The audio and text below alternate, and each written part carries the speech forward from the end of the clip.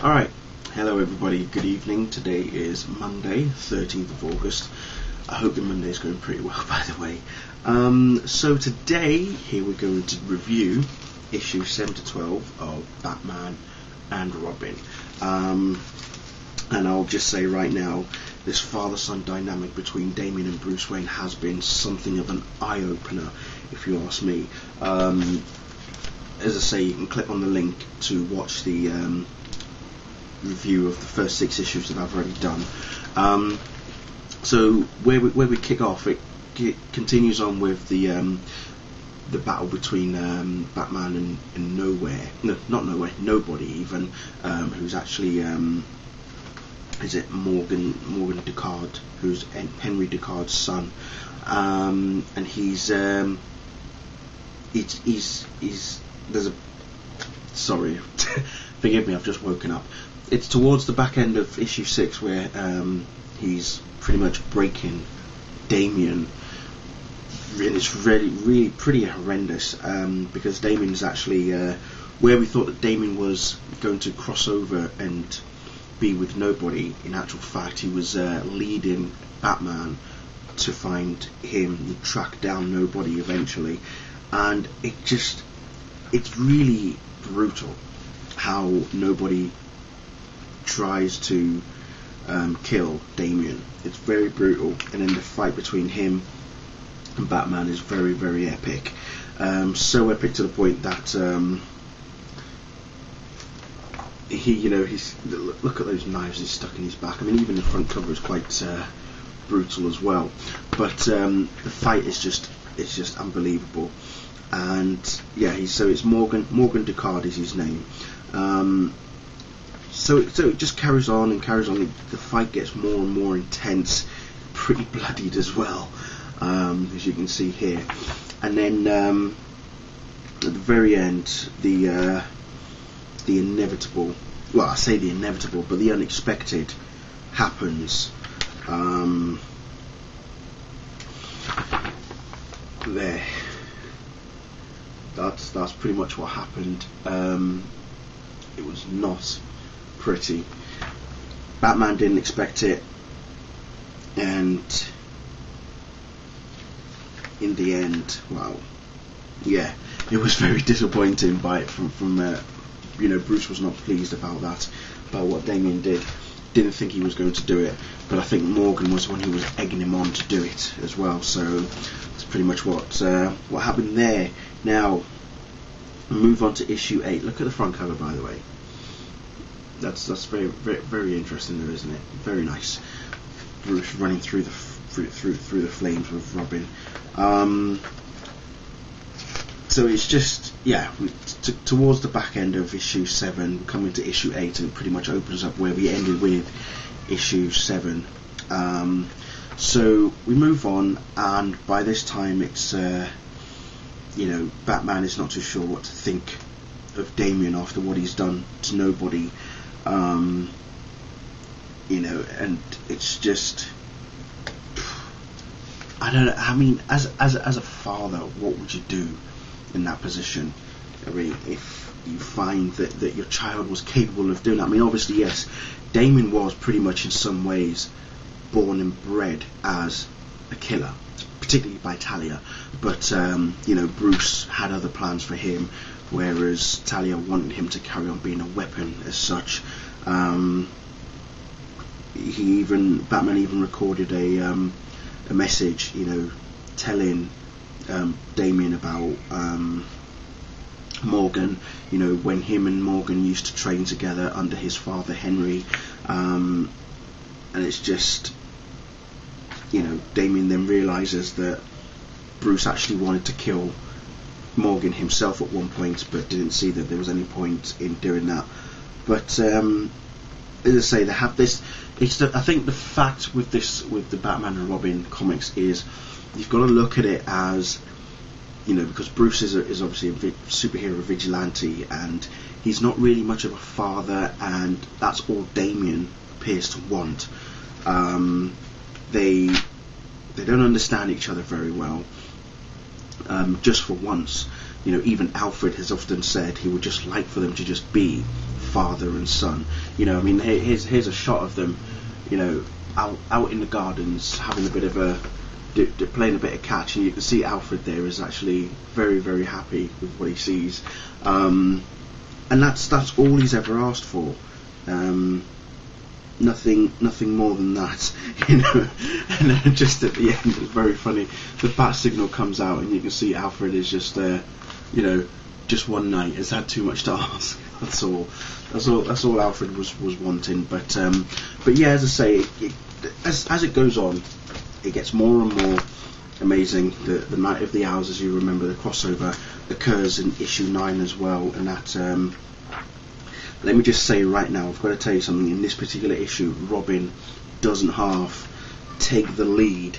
Takes the lead with a group of soldiers who are also tracking down the owls as well, who are also, you know, they don't know what they're actually in for, but they're actually they're actually in the middle of a training session, I think, and let's have a look. Yeah, they're like in the middle of a training session, and suddenly one of the Talons comes and pretty much takes them all down.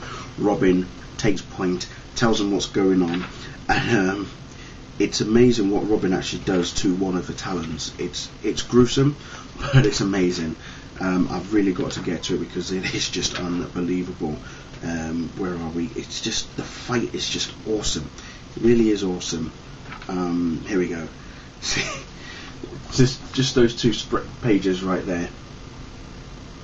Just those 2 pages right there, especially here, if you can see it. How he grabs him, goes over his neck, and then flings it over the tree.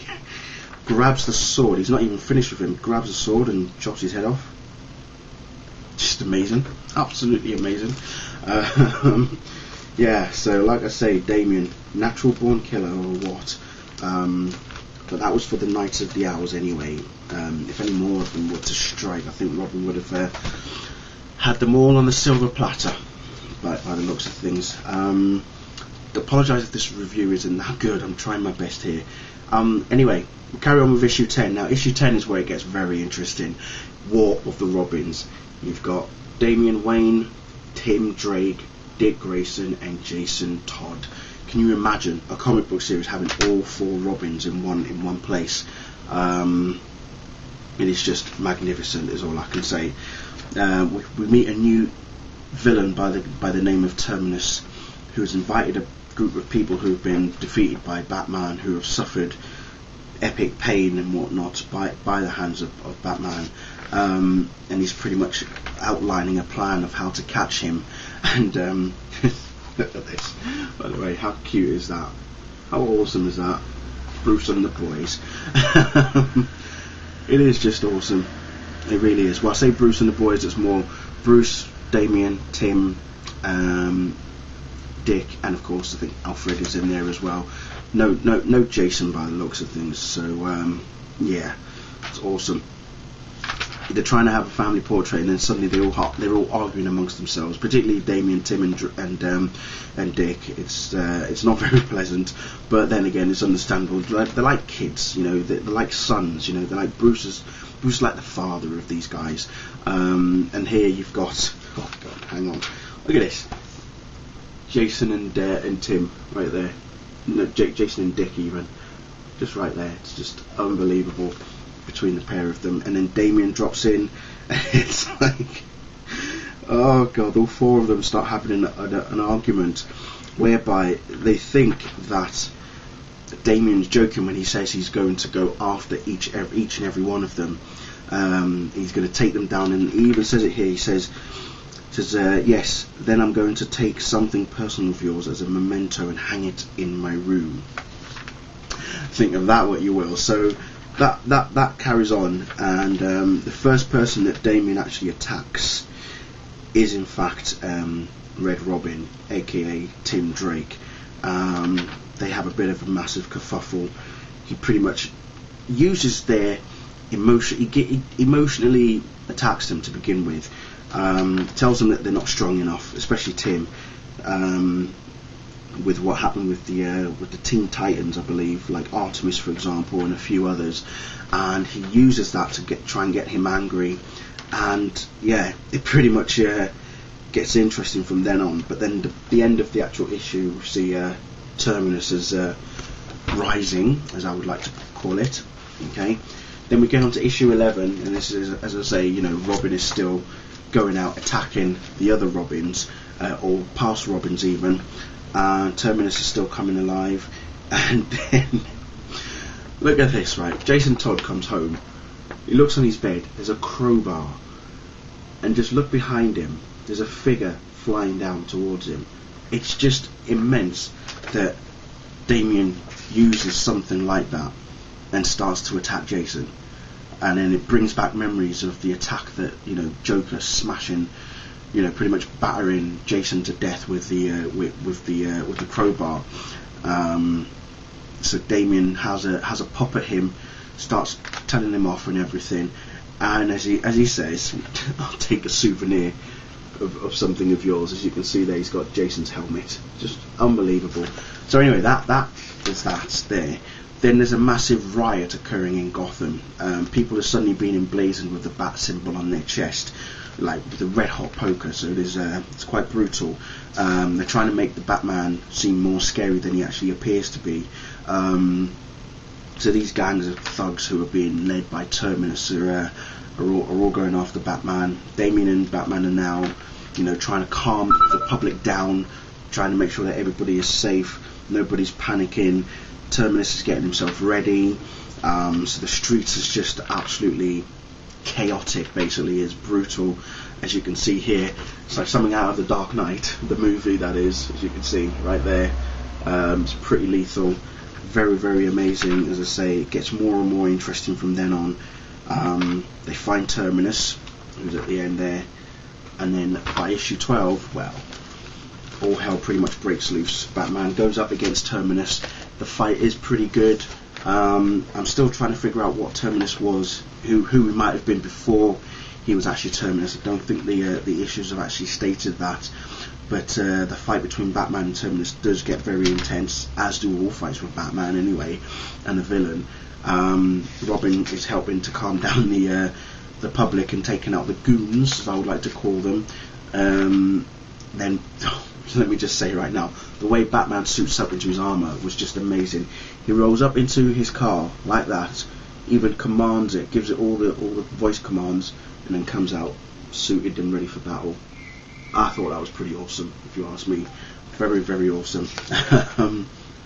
So anyway, carries on, as I say, you know, even then Robin's all by himself, but then suddenly he's got backup, he's got help by the past Robins, basically. Jason, Tim and Dick all come along and face him. Out of all, obviously, remember what Damian saying, he was going to attack all the other Robins, and he was going to take something personal of theirs. The last Robin that he was yet to deal with was Nightwing, and even though he didn't get to fight Nightwing and he wanted to, he didn't actually get to, because Dick even just basically said, "Heard you already paid a visit to Tim and Jason.